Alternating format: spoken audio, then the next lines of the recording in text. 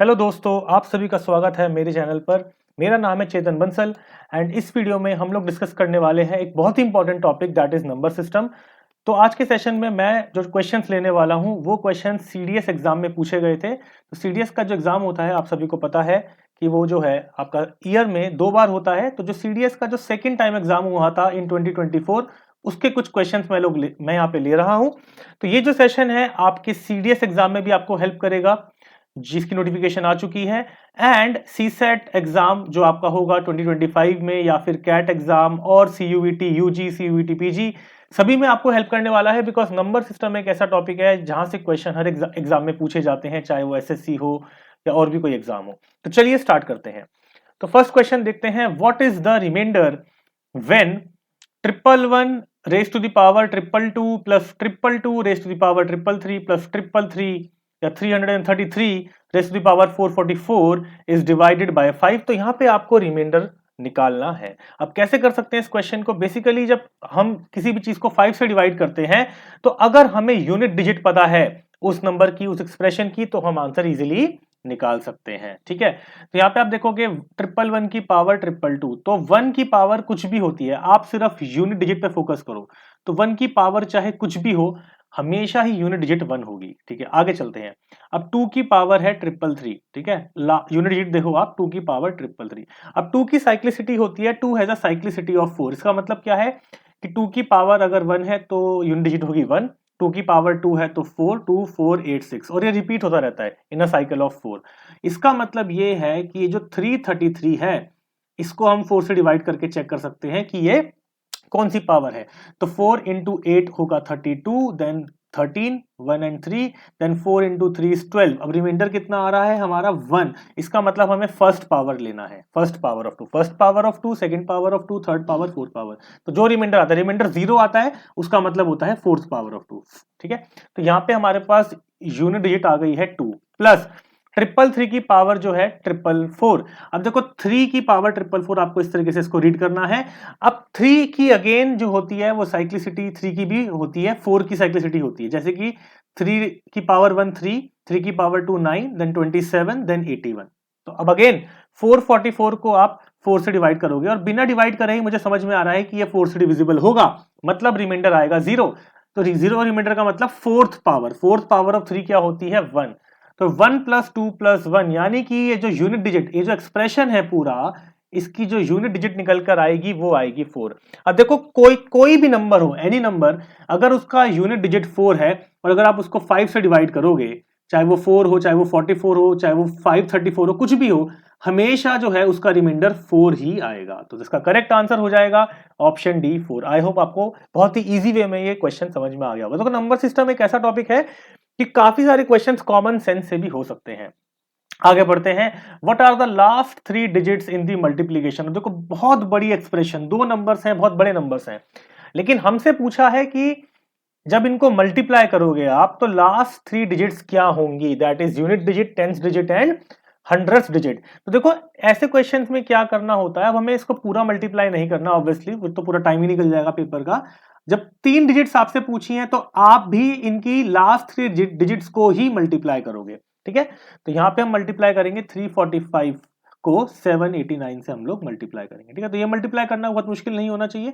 5 into 9 45, okay, then 9 into 4 36 and 40, then 27 plus 4 31, then 8 से करेंगे, 8 into 5 40, 8 4 तो 32 36, then 8 into 3 24 plus 3 27, then 7 से करेंगे, okay, 7 into 5 35, 3 carry forward, 28 31, then 21 plus 3 24। तो अब आप बस लास्ट 3 डिजिट्स को देखो और आपको मतलब नहीं है। 5 0 11 plus 1 12, तो 205, that is option number B will be our answer. I hope ये सबको क्लियर होगा। आगे चलते हैं। What is the sum of the largest and the smallest 4 digit numbers? ध्यान से पढ़ेंगे क्वेश्चन। Largest 4 digit number, smallest 4 digit number, वो नंबर क्या है? Made by using single digit prime numbers without repetition. देखो अगर मैं सिंगल डिजिट प्राइम नंबर्स की बात करूं तो वो कौन से नंबर्स हैं? 2 है, 3 है, 5 है, 7 है, 4 ही ऐसे नंबर्स हैं सिंगल डिजिट जो प्राइम नंबर्स हैं। तो इन्हीं को यूज करके आपको लार्जेस्ट नंबर बनाना है और रिपीटेशन नहीं होना चाहिए लिखा हुआ है। और इन्हीं को यूज करके स्मॉलेस्ट।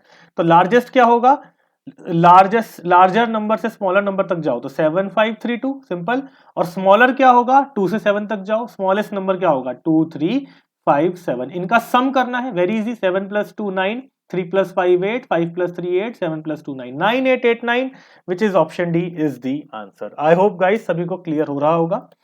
आगे चलते हैं, next question, what is the remainder when. तो एक बहुत बड़ा एक्सप्रेशन है, इसको अगर हम 1000 से डिवाइड करेंगे तो क्या रिमाइंडर आएगा। देखो पहले मैं इसको लिख देता हूं क्लियरली ताकि आप इसको अच्छे से देख पाए।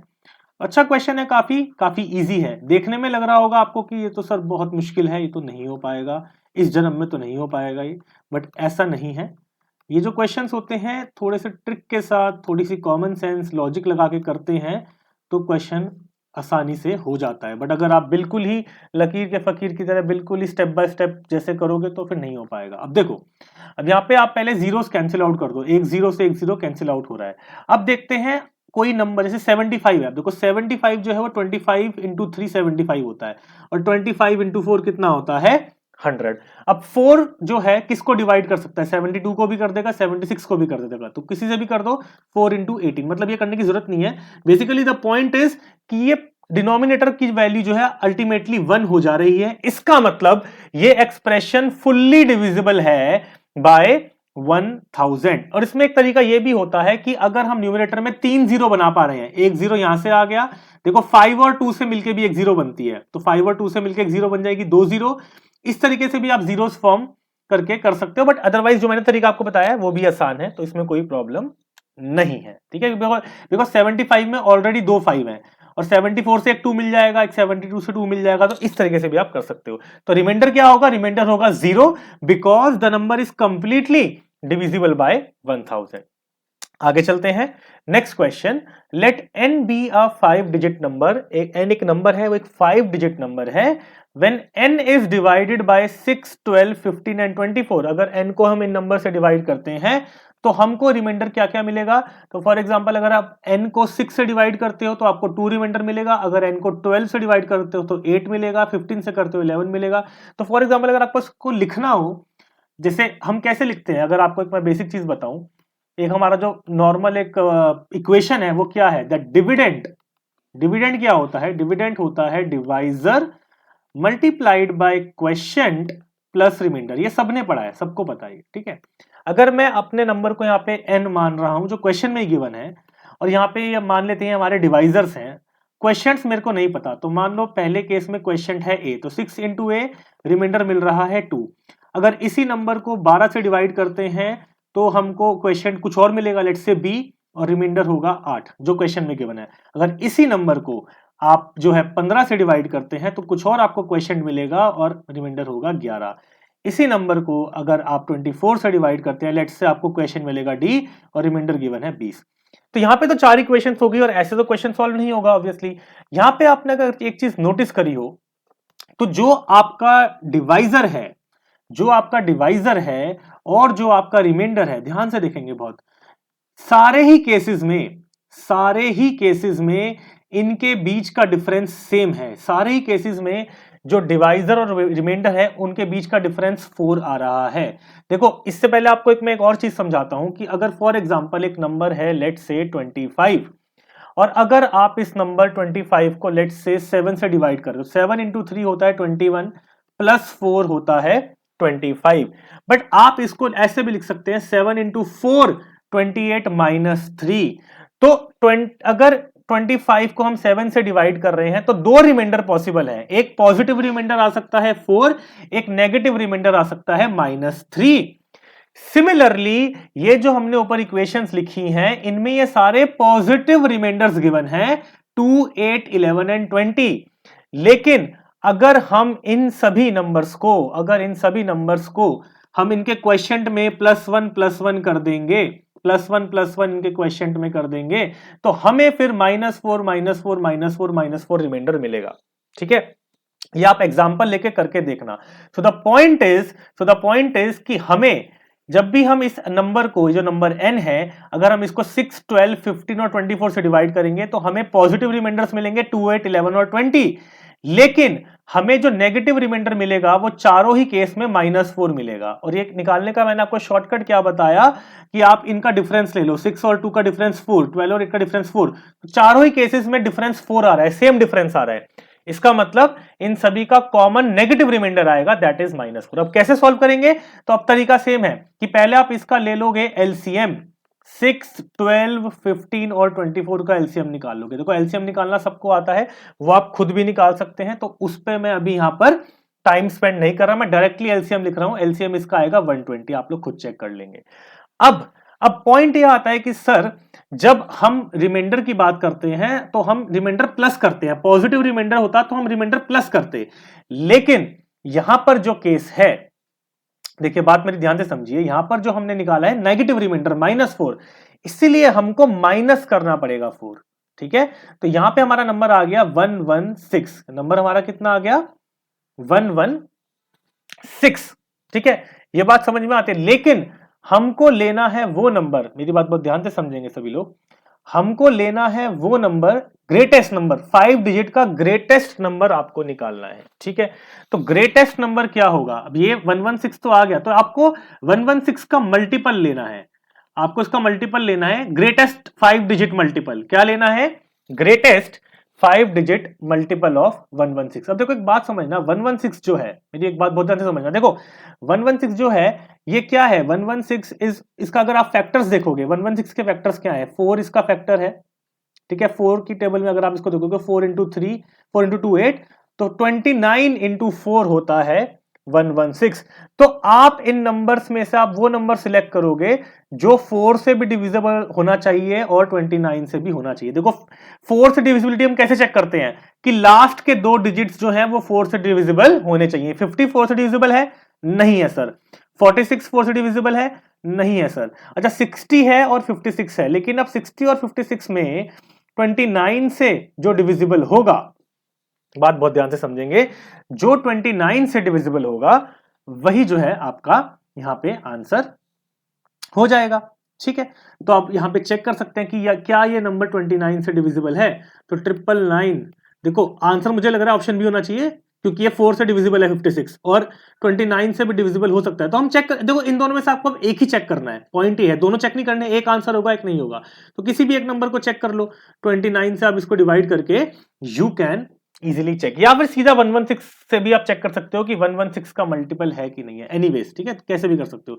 तो 29 इंटू 3 होगा 87, then 129 carry forward, then 29 into 4 होता है 116, then 13 136 carry forward, then 29 into आपका अगेन 4 होगा 116, तो 20, तो यह नंबर 29 से डिविजिबल नहीं है।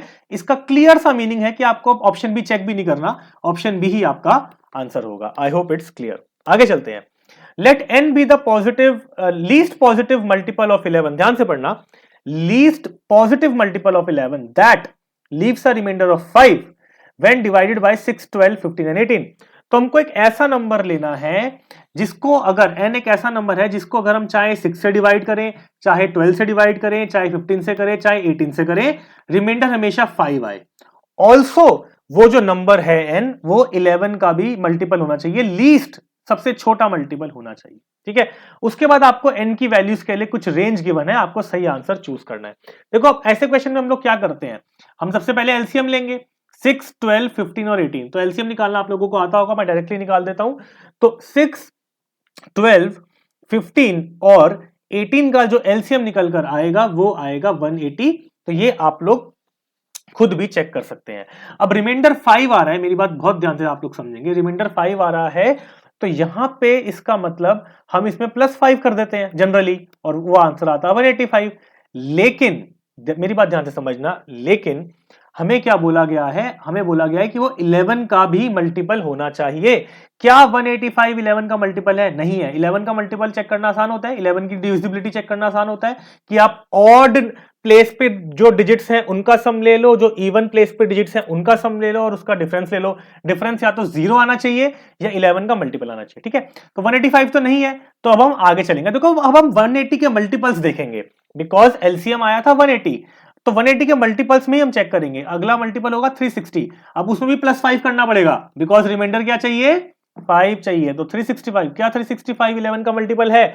नहीं है, आप चेक कर सकते हैं। इसी तरीके से 540 आएगा, 540 में प्लस 5 करोगे, क्या 545 11 का मल्टीपल है? नहीं है। आगे चलेंगे, 720 प्लस 5 करोगे, क्या 725 मल्टीपल? तो थोड़ा सा इसमें आपको थोड़ा सा चेक करना पड़ेगा डेफिनेटली, लेकिन आपको ये पता है, देखो अब इसमें एक आप लोग स्मार्टनेस कर सकते हो कि आपको पता है n 900 से ज्यादा है एज पर दी ऑप्शंस और 1300 से कम है, तो 900 से 1300 के बीच में जो भी 180 के मल्टीपल्स हैं सिर्फ उनको चेक करो, कॉमन सेंस लगाएंगे। और यहां पे ग्रेटर है तो 900 को भी नहीं चेक करना, बिकॉज n की वैल्यू 900 से बड़ी है सभी ऑप्शन में। तो 900 के बाद नेक्स्ट मल्टीपल है 1080, उसके बाद नेक्स्ट मल्टीपल है 1260। ये दो ही मल्टीपल्स आपको चेक करने हैं, तो ये आप लोग इस तरीके से कॉमन सेंस लगा सकते हो। अब यहाँ पे प्लस 5 भी करना पड़ेगा ऑब्वियसली, रिमाइंडर 5 चाहिए।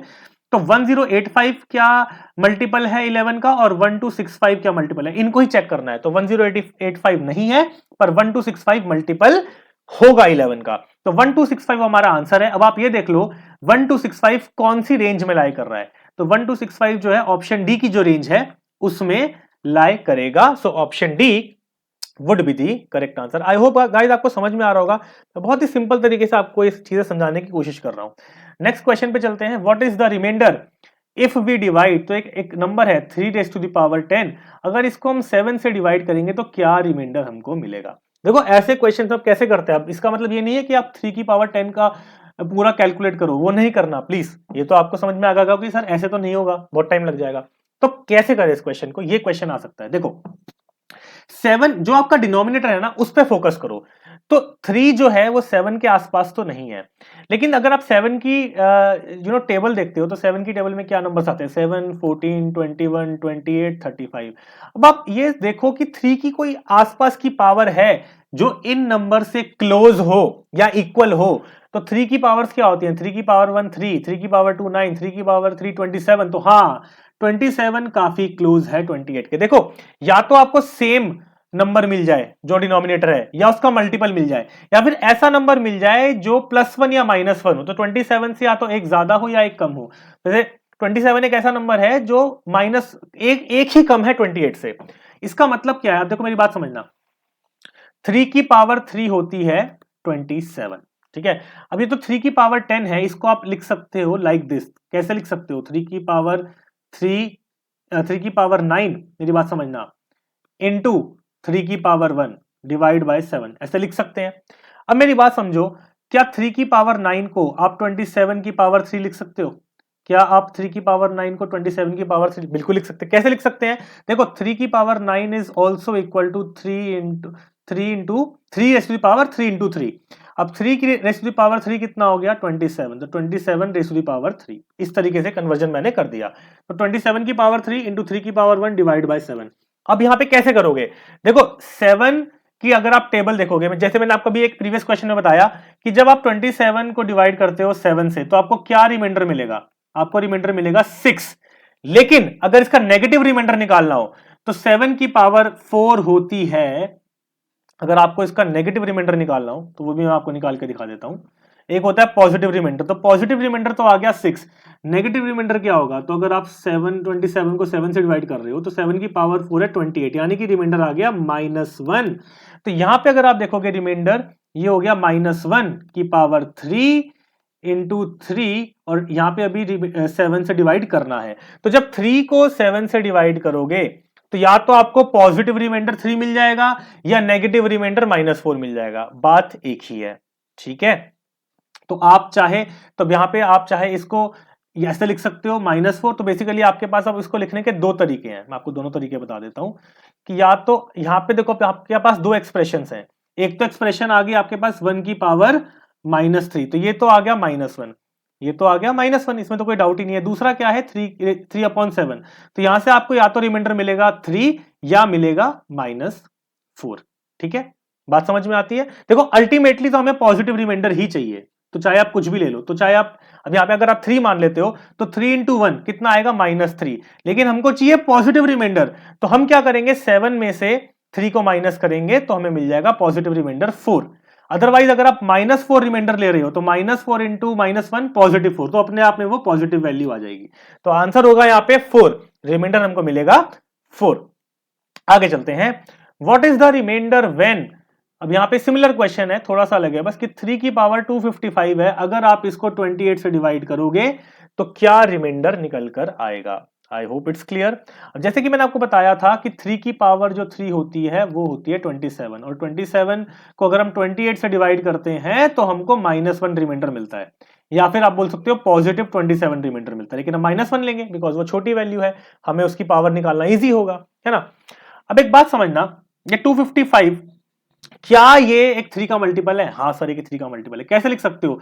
255 को अगर 3 से डिवाइड करोगे तो 3 इंटू 8 24 देन 5, तो 85 इंटू 3 लिख सकते हो, ऐसे लिख सकते हो। 255 को बिल्कुल लिख सकते हैं।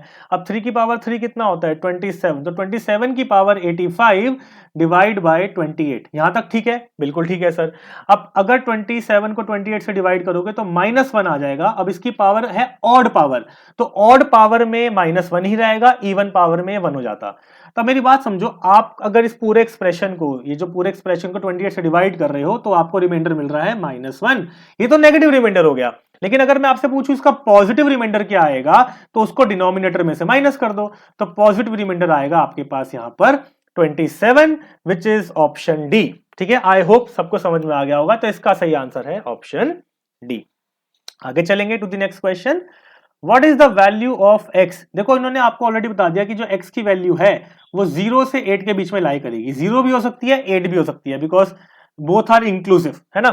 अच्छा, अब आपको एक एक्सप्रेशन दिया है, एक्सप्रेशन क्या है? 100 की पावर 97, ठीक है, प्लस 100 की पावर 54 प्लस x प्लस 1। ये कह रहे हैं कि अगर आप इसको 9 से डिवाइड करोगे तो रिमाइंडर हमारे पास 0 आना चाहिए। तो ऐसी x की वैल्यू बताओ, ऐसी x की वैल्यू बताओ जहां से आपको रिमाइंडर 0 मिल जाएगा। देखो 9 से कोई भी नंबर डिविजिबल कब होता है? रिमाइंडर 0 कब मिलेगा? जब ये ऊपर वाली न्यूमरेटर जो है, जब ये 9 से डिविजिबल होगा। कोई भी नंबर 9 से डिविजिबल कब होता है? जब उस नंबर का सम ऑफ डिजिट्स, ध्यान से सुनना, जब उस नंबर का सम ऑफ डिजिट्स या तो 9 होता है या फिर 9 का कोई मल्टीपल होता है, ये सबको पता है। ठीक है, अब मेरी बात समझना, 100 की पावर 97 है, ये एक बहुत बड़ा नंबर होगा जिसमें 1 फॉलोड बाय 97 जीरोस होंगे। तो यहाँ पे इस पूरे नंबर में कुछ एक नंबर होगा, ब्ला ब्ला ब्ला ब्ला, इसमें एक बार 1 आ रहा है। फिर एक नंबर है आपका 100 की पावर 54, तो एक 100 है इसमें, मतलब बेसिकली 54 जीरोस हैं। तो यहाँ पे इनको जब हम प्लस करेंगे तो एक 1 और आ जाएगा, तो 1 + 1। ध्यान से मेरी बात समझना, क्या कहना चाह रहा हूं मैं, जब इनको आप ऐड करोगे तो एक इस पूरे में से एक 1 मिल जाएगा। डिजिट्स की बात कर रहा हूं, एक 1 इस डिजिट में आएगा, बाकी तो जीरोस हैं, एक 1 यहां पे आ गया। तो सम ऑफ डिजिट्स अभी 3 हो चुका है। हमें जो सम ऑफ डिजिट्स चाहिए, या तो वो 9 चाहिए या मल्टीपल ऑफ 9 चाहिए। तो अगर ये x की वैल्यू 6 हो जाएगी तो हमारा जो नंबर है, ये जो पूरा नंबर है, इसका सम ऑफ डिजिट्स 9 हो जाएगा। तो x की वैल्यू जो 6 है वो इसको सेटिस्फाई करेगा, और कोई वैल्यू सेटिस्फाई नहीं कर पाएगी, आप चेक कर सकते हैं। So option B would be the correct answer, x = 6। और ये 6 जो है 0 से 8 के बीच में लाई भी कर रहा है, ये भी आप देख सकते हैं ना। हमें रेंज भी गिवन है, आप ये भी समझो, है ना। अदरवाइज वैल्यूज तो और भी पॉसिबल हैं, कि अगर आप और बड़ी 2 डिजिट्स में ले लो, 3 डिजिट्स में ले लो, तो बहुत सारी वैल्यूज आ जाएंगी। लेकिन हमें जब रेंज गिवन है तो हमें एक ही वैल्यू मिलेगी, वो है 6। ठीक है, आगे चलते हैं। लेट n, अब एक n के नंबर है, 10 डिजिट नंबर है। अगर आप देखोगे 1, ये डिजिट्स हैं, इस नंबर की डिजिट्स हैं 5 6 7 8, 2 डिजिट्स मिसिंग है a और b। तो एक ये 10 डिजिट नंबर है जहां पर a और b जो डिजिट्स हैं, if n is divisible by 9, कह रहे हैं अगर ये नंबर 9 से डिविजिबल है, then which of the following are correct. तो 2 स्टेटमेंट है, पूछ रहे हैं कौन सी करेक्ट है। देखो मैंने आपको बताया, कोई भी, अभी पिछले क्वेश्चन में मैंने आपको बताया कि कोई भी नंबर 9 से तब डिविजिबल होता है जब उसकी सम ऑफ डिजिट्स जो है वो 9 हो या 9 का मल्टीपल हो। तो यहां पर अब हम सम ऑफ डिजिट्स करते हैं। 1 + 2 3, 3 + 3 6, 6 + 4 10, 10 + 5 15 + 6 21, 21 + 7 28, 28 + 8 36। तो 36 + a + b, ये जो एक्सप्रेशन है ये 9 का मल्टीपल होना चाहिए। अब a और b जो है वो डिजिट है, ध्यान रखना, ठीक है। तो अब ये 9 का मल्टीपल बनाने के लिए मेरी बात समझो, बहुत अलग अलग पॉसिबिलिटीज हो सकती हैं। कैसे हो सकती हैं भाई? a या तो 9 हो जाए, b 0 हो जाए, ठीक है। a 8 हो सकता है, b 1 हो सकता है, a 7 हो सकता है, b 2 हो सकता है। बहुत सारी अलग अलग पॉसिबिलिटीज ऐसे निकल गई, बहुत सारी मतलब लिमिटेड ही है, बट काफी सारी पॉसिबिलिटीज हैं। अब हम देखते हैं, a + b is divisible by 9। देखो आप कोई भी केस ले लो, a और b का सम जो है वो हमेशा 9 ही आएगा। या फिर 18 भी आ सकता है, मान लो आप 9 और 9 ले लो, ये भी एक पॉसिबिलिटी है। ऑल्दो ए और बी अलग डिजिट्स हैं यहाँ पर जब सेपरेटली गिवन है, बट अगर आप सेम भी मान लो एक बारी को, तो भी ये डिविजिबल बाय 9 होगा। 9 + 9 18। तो सभी केसेस में जो सम आएगा 9 आएगा, 9 का मल्टीपल आएगा विच इज डिविजिबल बाय 9। तो फर्स्ट स्टेटमेंट तो बिल्कुल सही है। ठीक है, अब चेक करते हैं सेकंड कि अगर ए ऑड है तो बी भी ऑड है। देखो अब ये इसका मतलब क्या है कि इफ ए इज ऑड, ध्यान से पढ़ना, तो बी इज ऑड। देखो ऐसा क्या जरूरी है, ये देखते हैं। ये कंडीशन है कि अगर ए ऑड होगा तो बी भी ऑड ही होगा, ऐसा क्या जरूरी है, देखते हैं। देखो अगर ए ऑड है, जैसे मान लो अगर मैं इसको 5 ले लेता हूं ए को, तो बी होगा फिर 4। बात समझना मेरी, बी होगा फिर 4। तो ए ऑड है तो बी भी ऑड है, ऐसा जरूरी नहीं है, ऐसा जरूरी बिल्कुल भी नहीं है। आई थिंक आप मेरी बात समझ गए हैं। तो सेकंड जो है वो यहां पर गलत हो जाएगा। तो फर्स्ट ही सही है, तो ऑप्शन ए यहां पे सही हो जाएगा। आगे चले, next question. If 11x + 5y, कह रहे हैं अगर 11x + 5y एक प्राइम नंबर है। प्राइम नंबर आप सभी को पता है, प्राइम नंबर वो होते हैं जिनके दो ही फैक्टर्स होते हैं, 1 and the number itself, and the number itself. तो यहाँ पे क्या बोल रहे हैं, 11x + 5y एक प्राइम नंबर है, आपको बता दिया। और x और y जो है, ये जो x और y है ये नेचुरल नंबर्स हैं। आपको बताना है minimum value of x + y। देखो x + y की मिनिमम वैल्यू आपको बतानी है। तो अब यहां पे हम क्या कर सकते हैं, अलग अलग वैल्यूज को सब्स्टिट्यूट करके देख सकते हैं। कि जैसे कि मेरी बात समझना, अगर मैं x को ले लेता, नेचुरल नंबर से गिवन है, मान लो दोनों को 1 1 मान लेते हैं। मेरी बात समझो, मानो दोनों को 1 1 मान लेते हैं, तो यहाँ पे मैं x + y भी लिखता हूं। ठीक है, अगर दोनों 1 होंगे तो आप थोड़ा सा यहाँ ऊपर नोटिस करो, मैं इस एक्सप्रेशन की बात कर रहा हूं। अगर दोनों को 1 डाल दोगे, आप दोनों को 1 डाल दोगे तो वैल्यू क्या आ जाएगी, 11 + 5 16। क्या 16 एक प्राइम नंबर है, नहीं है। तो 1 1 का केस एलिमिनेट हो गया। दूसरा केस लेते हैं, x को 1 मान लेते हैं, y को 2 मान लेते हैं, बिकॉज हमें मिनिमम चाहिए, इसलिए हमें सारे केसेस शुरू से रेफर करना। अच्छा अब आप देखो, यहाँ पे कॉमन सेंस आप लगा सकते थे कि सर इनका जो सम है ना वो 3 to 6 के बीच में ही लाई करेगा, यही 4 वैल्यूज पॉसिबल है।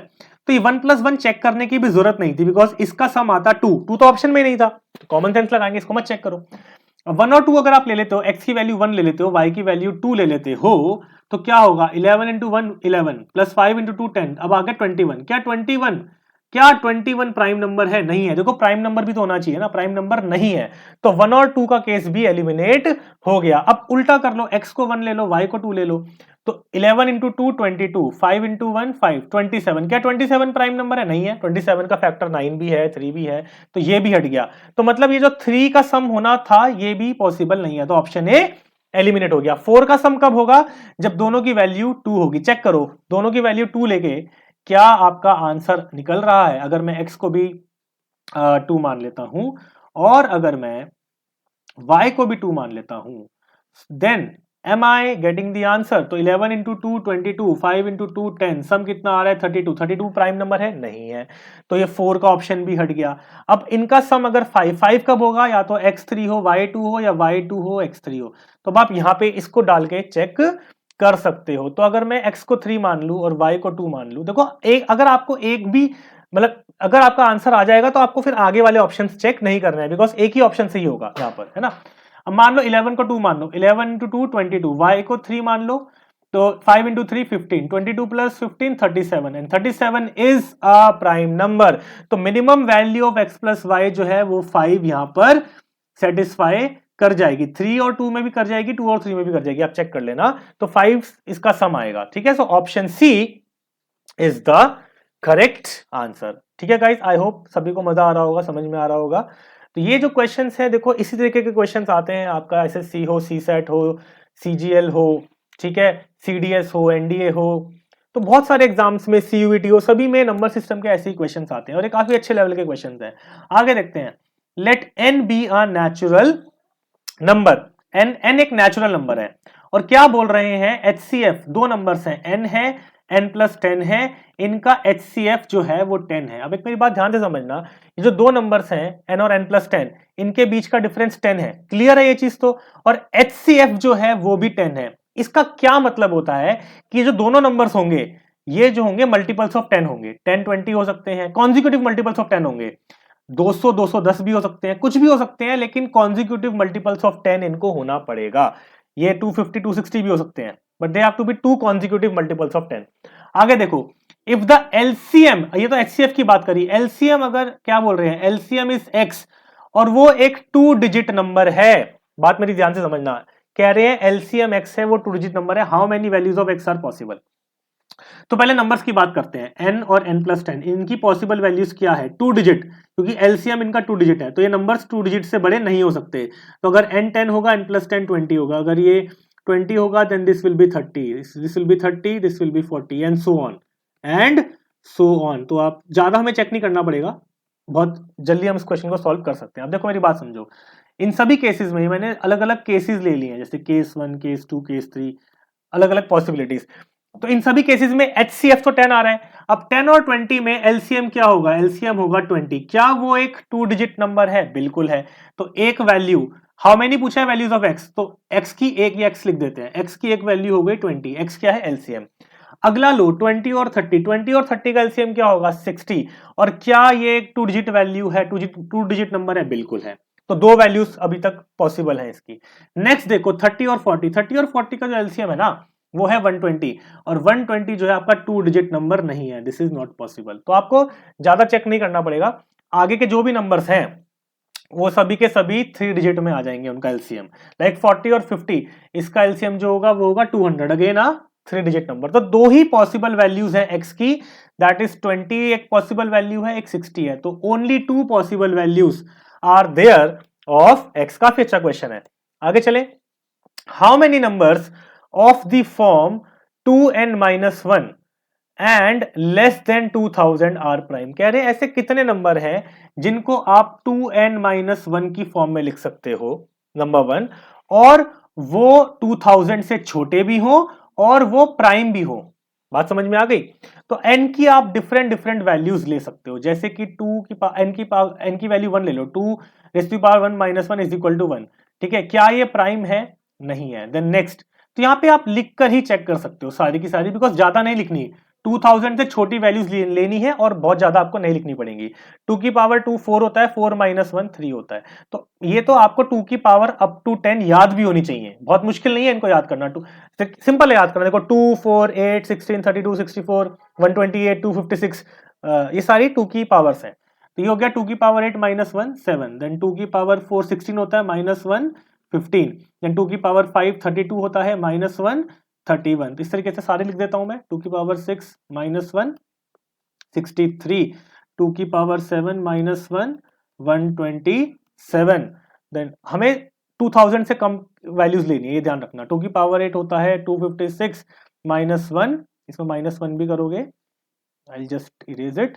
ठीक है, समझ में आ गया होगा सभी को कि क्या करना है क्वेश्चन में, वो ज्यादा इंपॉर्टेंट है, सोल्यूशन से ज्यादा क्वेश्चन समझ में आना चाहिए। 255, देन 2 की पावर 9 कितना होता है 512, -1 511।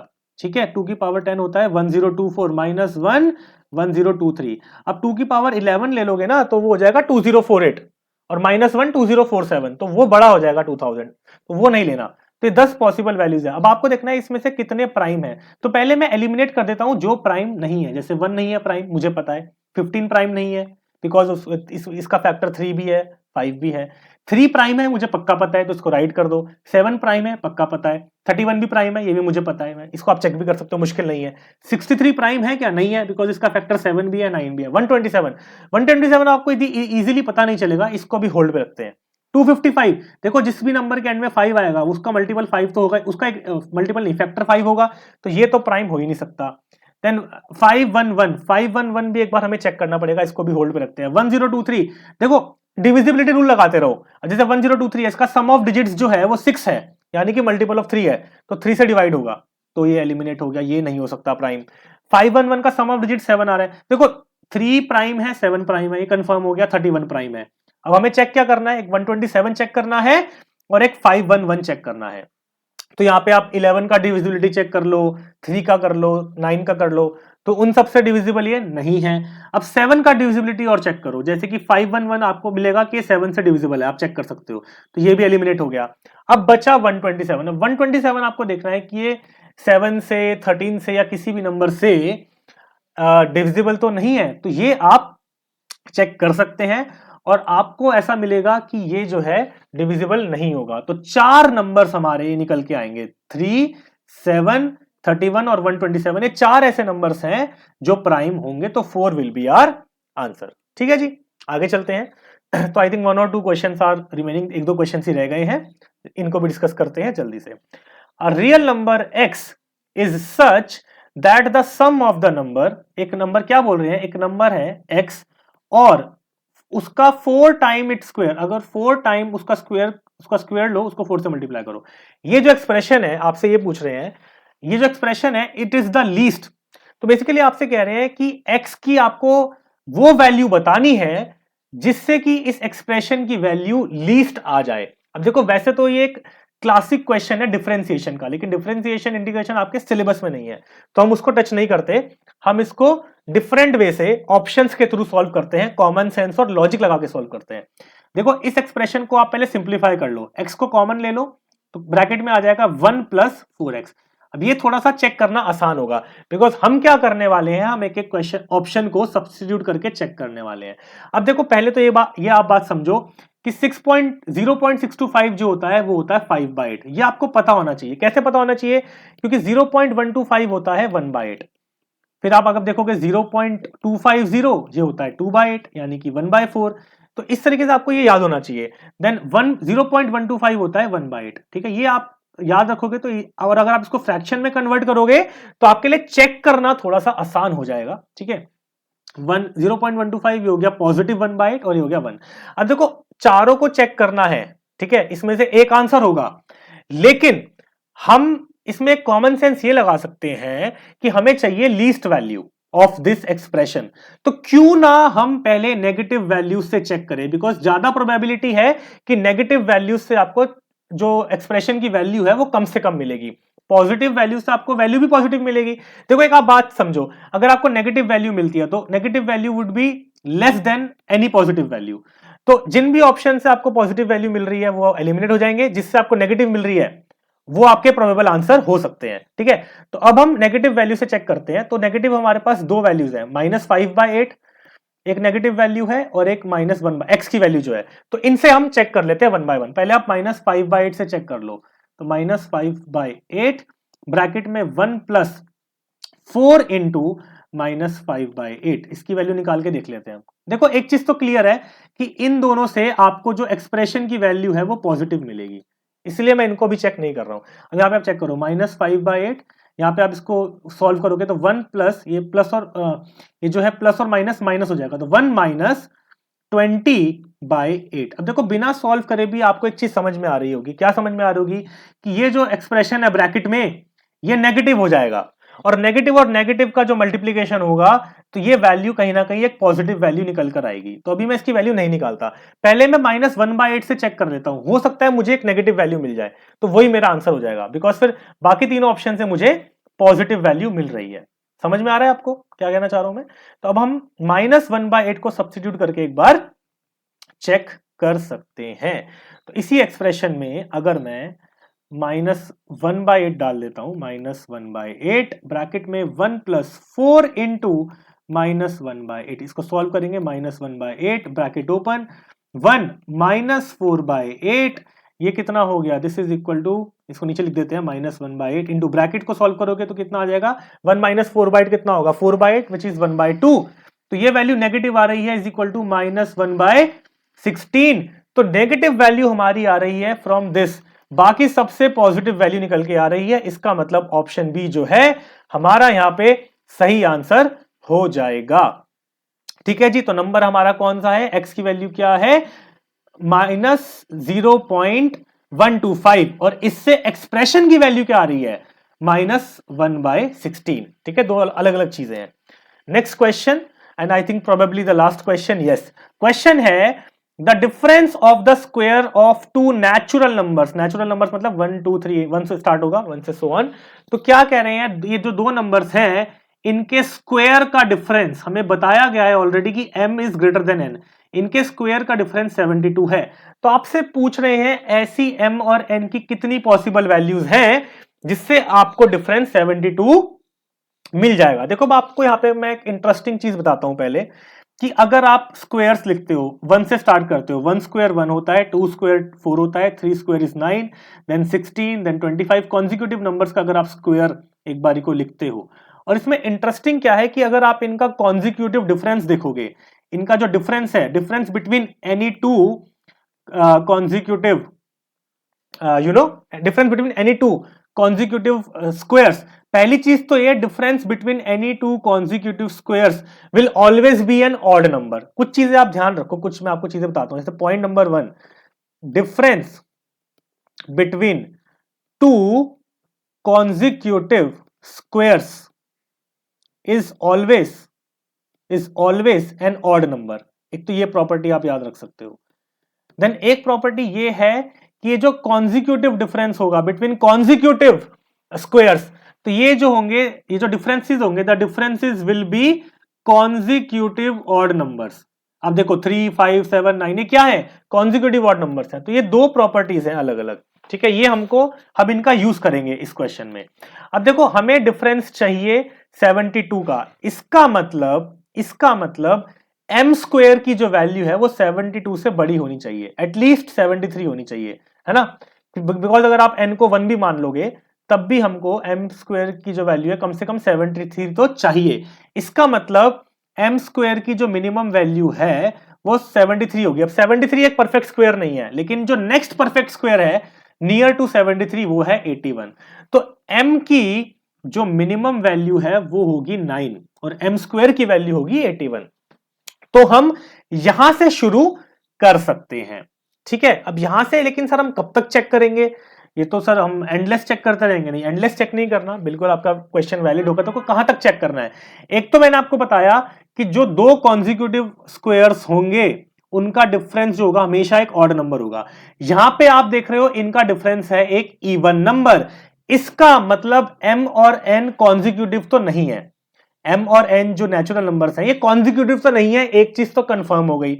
दूसरी बात ये है कि इनका जो डिफरेंस है वो है 72। अच्छा, चेक कहां तक करना है, देखो ये जो मैं आपको डिफरेंसेस बता रहा हूं 3, 5, 7, 9, तो मैं आपको इसका बताता हूं कहां तक चेक करना है, ये भी आपको समझ में आ जाएगा। देखो ये अगर आप सीरीज आगे चलाओगे तो 13 के बाद 15, 17, 15, 17, 19 ऐसे करके चलते रहोगे तो एक पॉइंट पे जो आपके नंबर्स आएंगे उनके बीच का डिफरेंस आएगा 35, और जो नेक्स्ट होंगे दो नंबर्स स्क्वायर्स होंगे उनके बीच का डिफरेंस आएगा 37, और 35 और 37 का जो सम होता है वो होता है 72।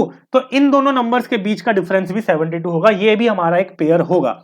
यहां पर आकर हम स्टॉप हो जाएंगे जब हमें ऐसे दो नंबर्स मिल जाएंगे ना जिनका हमें समझ में आ जाएगा कि भाई इनके जो स्क्वायर्स के बीच का डिफरेंस है वो 35 37 है, वहां पर आके हमें स्टॉप होना पड़ेगा, ठीक है। तो अभी हम पहले शुरू करते हैं। जैसे कि पहला मैंने आपको बताया 81, तो अगर एम स्क्वायर 81 है, इसमें से 72 माइनस करोगे तो एन स्क्वायर की वैल्यू आएगी यहाँ पे कितनी आएगी 9, और 9 एक परफेक्ट स्क्वायर है, किसका स्क्वायर है 3 का। तो 9 और 3 आपका एक पेयर हो गया एम और एन की वैल्यू का, ठीक है। इसी तरीके से आप एम स्क्वायर, अब नेक्स्ट चेक करो 81 के बाद अगला स्क्वायर कौन सा है 100, 100 माइनस में 72 करो 28, 28 कोई परफेक्ट स्क्वायर नहीं है। आगे चलो 100 के बाद नेक्स्ट परफेक्ट स्क्वायर क्या है 121, 11 का, है ना। 121 में से 72 माइनस करो, ये आएगा 49। हाँ 49 एक परफेक्ट स्क्वायर है, तो 11 और 49, 49 स्क्वायर है 7 का, तो 11 और 7 एक आपका पेयर हो गया। तो हमें अभी तक दो पेयर्स मिल गए हैं। ऑप्शन क्या है 3 पेयर, 4 पेयर, 5 पेयर, 6 पेयर, है ना। ऐसे आप थोड़ा सा आपको इस तरीके से चेक करना पड़ेगा। कहां तक चेक करना पड़ेगा, जो मैंने बताया ना आपको, जब आपको दो कॉन्जिक्यूटिव नंबर्स ऐसे मिल जाएंगे, मतलब जिनके बीच का डिफरेंस 35 और 37 होता है। देखो वैसे तो ये निकालने का भी एक तरीका है कि ऐसे कौन से नंबर्स होंगे जिनके बीच का डिफरेंस 35 और 37 होगा, क्योंकि आपको वहीं तक चेक करना है। इसका भी अब मैं आपको तरीका बता देता हूं। देखो एक चीज नोटिस करना, सब लोग थोड़ा सा अटेंशन पे करेंगे, थोड़ा सा मैं आपको एडिशनल चीजें बता रहा हूँ इस क्वेश्चन में, बिकॉज ये लास्ट क्वेश्चन है हमारा। देखो ये है 1, ये 1 स्क्वायर 1 है, ये 2 स्क्वायर जो है 4 है। अब एक बात समझना, 2 स्क्वायर इज इक्वल टू 4 है, ठीक है। 3 स्क्वायर कितना है 9 है, ठीक है। जो 3 स्क्वायर है, बात समझना, जो 3 स्क्वायर है इसको आप कैसे लिख सकते हो, 3 स्क्वायर को आप लिख सकते हो 2 स्क्वायर प्लस 5 लिख सकते हो, 4 प्लस 5 9 होता है। अच्छा अब एक और चीज समझना, 5 को क्या आप 5 क्या है, 5 जो है वो है आपका third odd number, third odd number है कि नहीं है? फर्स्ट ऑड नंबर होता है 1, सेकंड ऑड नंबर होता है 3, थर्ड ऑड नंबर होता है 5। तो जिस नंबर का स्क्वायर है उसमें पिछले नंबर का स्क्वायर प्लस वही स्क्वायर, जैसे 3 का स्क्वायर है तो थर्ड ऑड नंबर, 4 का स्क्वायर होगा तो फोर्थ ऑड नंबर। मैं आपको लिख के भी दिखा देता हूं। जैसे कि अगर यहां पे होता, कुछ और लेते हैं, अगर यहां पे होता 5 का स्क्वायर, तो 5 का स्क्वायर आप लिख सकते हो 4 square plus fifth odd number. Fifth odd number क्या होता है? 9 होता है। तो अगर मैं इसी लॉजिक से जाऊं, मेरी बात बहुत ध्यान से समझना, इसी लॉजिक से जाऊं, ठीक है, मुझे पता है मुझे क्या चाहिए। देखो अब मैं आपको यहां पे शो कर देता हूं। ए के नंबर ये है, ठीक है, यहां पे 35 का उसमें 35 का हम उसमें एडिशन करके हम उस नंबर तक पहुंचेंगे। तो ये जो नंबर है इसमें हम 35 ऐड कर रहे हैं। 35 कौन सा ऑड नंबर है? कोई मुझे बता सकता है? 35 जो है वो कौन सा ऑड नंबर है? 35 जो है वो 18th ऑड नंबर है। कौन सा ऑड नंबर है? 18th जो है वो ऑड नंबर होगा। ठीक है जी। तो इसका मतलब, मेरी बात समझना, कौन से स्क्वायर में आप ऐसे लिखोगे, कौन से स्क्वायर में आप लिखोगे that it is equal to 17 square plus 18th odd number. तो 18 के स्क्वायर में आप ये चीज लिखोगे ना, तो 18th के स्क्वायर में आप क्या लिखोगे? 289 प्लस 18th ऑड नंबर हो गया 35। तो 289 प्लस 35 होता है 324 विच इज 18 स्क्वायर। इसका मतलब मैंने यहाँ पे ये भी निकाल लिया है कि ये जो मैं 35 37 कह रहा हूं ये कौन से नंबर्स हैं? ये 18 स्क्वायर होगा, 17 स्क्वायर होगा, 18 स्क्वायर होगा और 19 स्क्वायर होगा। इसका मतलब एक चीज और क्लियर हो गई कि 19 स्क्वायर माइनस 17 स्क्वायर ये जो होगा इसका डिफरेंस भी 72 ही होगा। आप चेक भी कर सकते हो, 9 स्क्वायर होता है 361, 17 स्क्वायर होता है 289, इनके बीच का डिफरेंस निकालो 72 ही आएगा। तो मुझे तीसरा पेयर भी मिल गया। अब बात आती है कि आपको सिर्फ 19 तक ही चेक करना है, और आप कहां तक चेक कर चुके हो? 11 तक आप चेक कर चेक कर चुके हो। तो अब आपको 11 और 19 के बीच में जो नंबर्स हैं उन्हीं को चेक करना होगा। Are you getting it? तो मैंने आपको बहुत इंटरेस्टिंग यहाँ पे इंपॉर्टेंट चीज बताई है जिससे कि आपका एफर्ट काफी रिड्यूस हो जाएगा। देखो ऑल्दो मैं बोलूंगा स्टिल ये क्वेश्चन थोड़ा लेंदी ही है, तो एग्जाम में हमें कई बार लेंदी क्वेश्चंस हमें स्किप करने चाहिए, हमें वो सेकंड राउंड में करने चाहिए अगर टाइम बचता है। तो पहले हमें कम लेंदी क्वेश्चंस ही करने चाहिए। But my objective was to tell you the most efficient method for this question. तो 12 का स्क्वायर अगर आप देखोगे 144, 144 माइनस 72, 72, 72 कोई परफेक्ट स्क्वायर नहीं होता, तो m की वैल्यू 12 नहीं हो सकती। नेक्स्ट देखो 13, 13 का स्क्वायर 169, इसमें 72 माइनस करोगे 97, 97 भी कोई परफेक्ट स्क्वायर नहीं होता। देन 14 स्क्वायर 196, इसमें से 72 माइनस करोगे तब भी परफेक्ट स्क्वायर नहीं मिलेगा। इस तरीके से आप चेक कर सकते हो। 15 स्क्वायर 225, इसमें से 72 माइनस करोगे तो अगेन आपको कोई परफेक्ट स्क्वायर यहां पर भी नहीं मिलेगा। देन 16 क्या होता है 256, इसमें से 72 माइनस करोगे तो 4, देन 8 184, तो 184 भी कोई परफेक्ट स्क्वायर यहां पर नहीं होगा। देन 289, 17 का स्क्वायर माइनस 72, तो ये कितना होगा 7। मैं आपको सारे चेक करके बता रहा हूं। तो 217 ये भी नहीं होता। और अगर आप 18 ले लोगे 324, उसमें से 72 माइनस करोगे तो वो भी जो है हमारा 252, वो भी नहीं होता। तो तीन ही वैल्यूज ऐसी पॉसिबल हैं, 3 पेयर्स, 9 3, 11 7 एंड 19 17, जिससे कि आपको डिफरेंस जो है 72 मिल जाएगा। आई होप गाइस सभी को ये बहुत ही क्लियर होगा। तो on that note I have come to the end of the session. आई होप सबको मजा आया होगा, समझ में आया होगा। तो ऐसे ही क्वेश्चंस जो है नंबर सिस्टम के आ जाते हैं डिफरेंट डिफरेंट एग्जाम में। तो सीडीएस का एग्जाम अभी बहुत ही पास है, और ये मैंने जो क्वेश्चंस लिए हैं सीडीएस के 2024 के पेपर से ही लिए हैं। अच्छा, थोड़ा सा मैं अपने बारे में भी बताना चाहूंगा। तो as I told you, my name is Chetan Bansal. I have written, मैंने बहुत सारे अलग अलग कॉम्पिटिटिव एग्जाम लिखे हैं and I have got good ranks. जैसे कि मैंने एसएससी सीजीएल लिखा था 2017 में, उसमें मुझे all India 60 rank, I got all India rank of 60, और मुझे पोस्टिंग मिल गई थी as an assistant audit officer in CAG. वहां पर मैंने 1.5 साल काम किया है। इसके अलावा कैट लिखा था मैंने 2016 में, उसमें मुझे 96.5 परसेंटाइल मिला था। इसके अलावा यूजीसी नेट का जो एग्जाम होता है वो मैंने दिसंबर में लिखा था 2018 में, उसमें मुझे ऑल इंडिया रैंक ऑफ 3 भी मिली थी।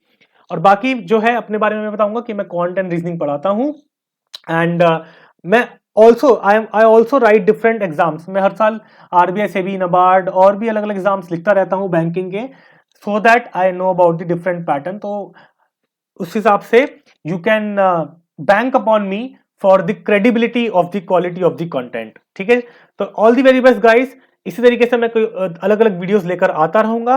अगर आप लोग चाहते हैं कि मैं किसी और टॉपिक पे वीडियो बनाऊं जिसमें आपको डिफिकल्टी फेस हो रही है, तो do tell me in the comment section. And yes, ये वीडियो अगर पसंद आया हो तो do hit the like button और चैनल को भी जरूर सब्सक्राइब कर देना, सो दैट आप आने वाली वीडियोस को मिस ना करो। And if you want me to make any other video, do tell me and अपने फीडबैक और सजेशन जरूर लिखना कि आपको वीडियो पसंद आया, पॉजिटिव फीडबैक्स भी और नेगेटिव फीडबैक्स भी। So all the very best guys, good bye, take care and जय हिंद।